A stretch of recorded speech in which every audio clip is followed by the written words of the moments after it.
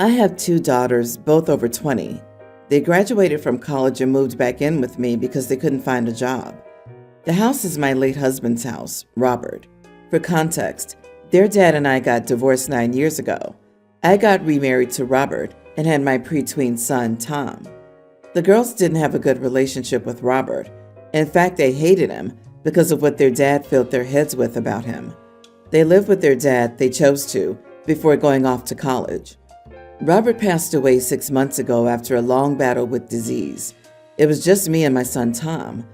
The girl's dad remarried last year, and the woman's a witch. That's why the girls stopped visiting there. They lived in a rental apartment during college, and their dad used to pay for rent, but stopped after his wife fought with them. The girls couldn't get a job to pay for rent and asked if they could move in with me and Tom for a while. I of course said yes, although I knew how they felt about Tom.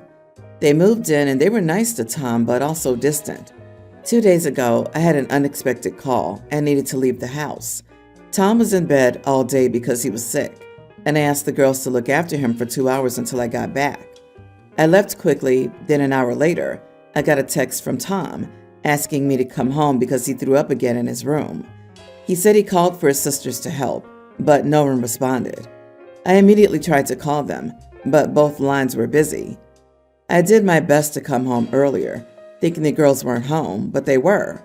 One was downstairs the entire time, and the other said she was using kitchen appliances, so she couldn't hear Tom. I was going to believe them till Tom said he tried to text them, but they didn't respond. I checked their phone after they tried to deny it, and he was right. His message was read, but no response. I blew up at them both and called them pathetic. They argued that I was making them act like the parent and placing responsibility on them. I knew this wasn't about that. They hated Robert. Fine, that may be understandable, but Tom's a kid, and he has no part in all of this to be treated like that. I knew they neglected him on purpose, so I told them they had 1 week to move out, and they started arguing and even crying, saying that I'm being too harsh on them and acting worse than their dad's new wife. I said that this wasn't up for discussion, and now both of them are giving me the silent treatment, basically making me feel guilty about the whole thing. Maybe I've made a wrong decision, but seeing how they neglected their brother out of resentment and hate makes me upset and concerned about having them around him. Am I the idiot for giving my daughters 1 week to leave my house after what they did to their half-brother? I'm sorry, but what if Tom choked on his vomit and died? What then? You are not overreacting and they can leave. They also owe you and Tom a huge apology for being terrible people. I just can't with people sometimes. Not the idiot. First, helping to take care of a sick family member is part of being a family member and sharing a house with them. Secondly, just like narcissist, a bunch of people have read about parentification on the internet and badly misunderstood what it means and the circumstances it applies to. Parentification is when a child is forced to take on responsibilities that should be the parents', like managing finances, providing emotional support, etc. It's not asking a couple of 20-somethings to look in on a sick kid a couple of times over a few hours when the parent is unavailable. Honestly, the 20-somethings intentionally neglecting a sick kid because they're angry that he exists, that sounds like narcissism. They abused that kid because they didn't like his dad.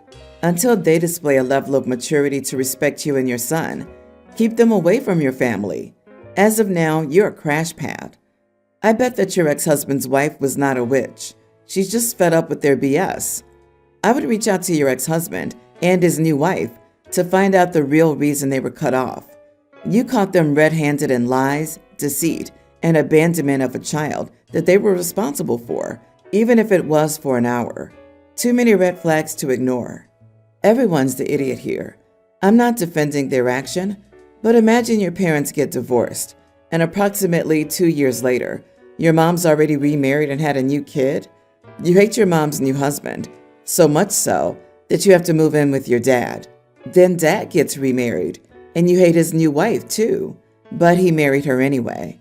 Now, I do believe divorced parents have every right to move on and get remarried and be happy, but let's not pretend these girls had a happy childhood. From their perspective, It could have seemed like both parents chose a new partner over them. That must screw up a kid's mental health. So I, 31 female, have been best friends with Carter, 32 female, since junior high. We're super close and our kids are close too. I have a toddler daughter, Eliana, and she has a preschool-age son, Levi. We hang out at the park a couple of times a week and just let the kids run around while we catch up. For some background, Carter and I have different parenting styles. I don't yell or raise my voice. I grew up in a house with a lot of yelling, and I'm just not about that life. I try to stay calm and firm without being scary. Carter's more direct and intense with Levi. That's her style, and I've never judged her for it. Every kid is different, and we all do our best. So this happened earlier this week. We were at the park sitting on a bench a few feet away from the sandbox while the kids played. We were talking about Eliana's birthday when I suddenly heard Eliana scream and cry. I jumped up and went over to check on her. She was holding her head and told me Levi had thrown a bucket at her. I pulled her hand away from her head to see if there was a cut or a bruise, but she was fine. I got down to Levi's level and asked what happened. He said Eliana wasn't letting him have a turn, so he threw a bucket at her. I told him calmly that that wasn't okay to throw things and asked him to apologize, which he did.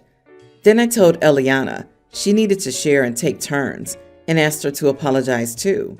They both apologized, gave each other a hug, and I asked if they could play nicely now. They both said yes and seemed fine. I went back to the bench, and Carter asked what happened.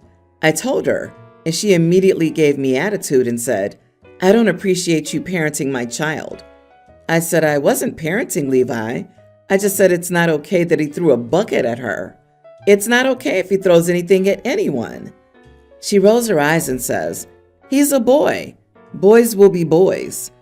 I got defensive and said, "Boys will be boys isn't an excuse or a pass to hurt someone else." At that point, I was over it. I walked over to the kids, picked Eliana up, and told her to say bye to Levi, grabbed our stuff, and left. Later that night, I told my husband what happened. He agreed with me and said I wasn't wrong for stepping in, but also said maybe I shouldn't have corrected Levi myself and should have called Carter over instead. He suggested inviting her over to smooth things out. We agreed to disagree on that. I really don't think I scolded him. I stayed calm and just dealt with what was happening right in front of me. I did what I thought was right in the moment, and honestly, I don't see a problem with how I handled it. So, am I the idiot? Not the idiot. If she feels like you were trying to parent her kid by correcting the kid's unacceptable behavior, at least the kid was getting parenting from somewhere in that instance. She should try more of that herself. Exactly. You did the appropriate thing, comforted your daughter, acknowledged what each child could have done differently, and got them to make up. Your friend is a crappy parent, and your husband seems so conflict avoidant as to be useless. And boys will be boys isn't just a different parenting style. It's a different and obnoxious set of values. I'd be taking a cautious distance from now on. It's ego at this point. You are part of the village, and she should appreciate it. Note she didn't disagree with your actions. She was just butthurt you didn't run it by her first, as if the most basic lessons have to have her approval. Usually when someone parents my kid for being out of line, I thank them for watching out for them and teaching them to be a part of a society. Update. First, I want to thank everyone for their input, kind words, and some wake-up calls.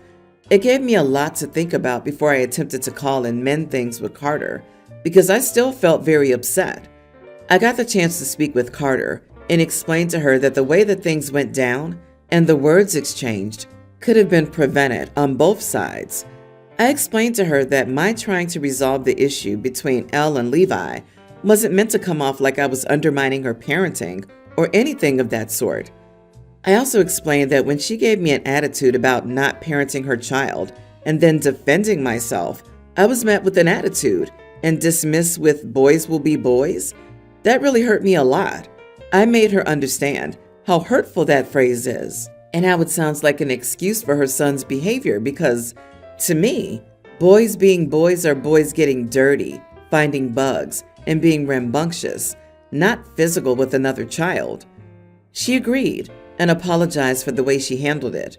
She said she should have gotten up to check on the situation instead of just sitting there. We're okay now and things have been smoothed over. I forgive, but I don't forget. I think this is also a wake-up call for her as well. Thank you again, everyone.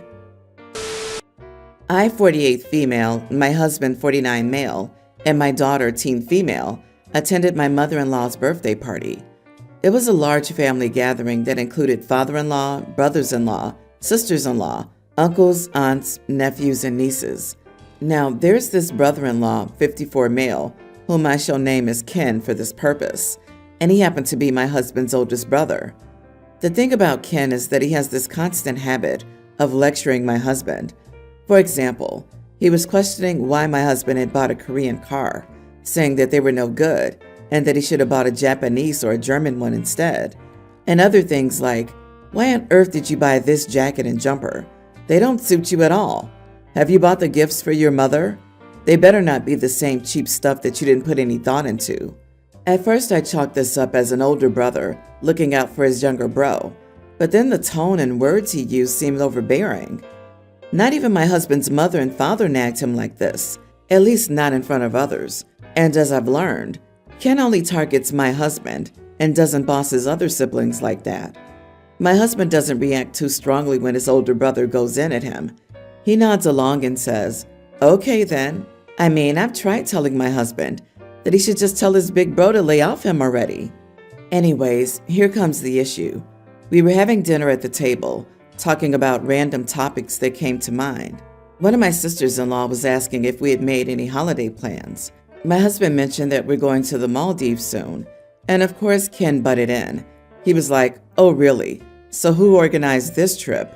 Don't tell me that your wife did everything for you." I jumped in and pointed out that my husband had sorted out our trip. Then he questioned my husband. "Are your passports up to date? Have you checked if you need visas?" Etc.